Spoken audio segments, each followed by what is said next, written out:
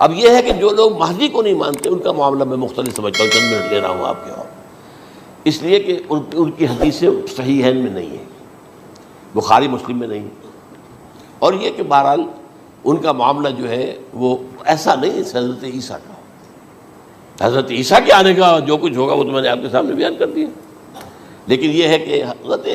मेहदी हमारे नज़दीक उसमें ख़र्क़ आदत कोई है ही नहीं।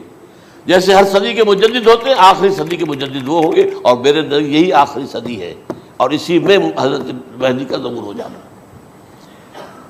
सऊदी अरब में कोई खाना जंगी होगी किसी बादशाह के इंतकाल पर, और फिर उस वक्त ये ज़ाहिर होंगे, उस वक्त मुल्क के हालात को संभालने के लिए लोग इनको ज़बरदस्ती निकालेंगे, छुपे हुए होंगे एक घर में। यह हज़रत उम्मे सलमा रज़ी अल्लाह तआला अन्हा की रिवायत है कि एक बादशाह के इंतकाल पर ये खाना जंगी हो जाएगी, और एक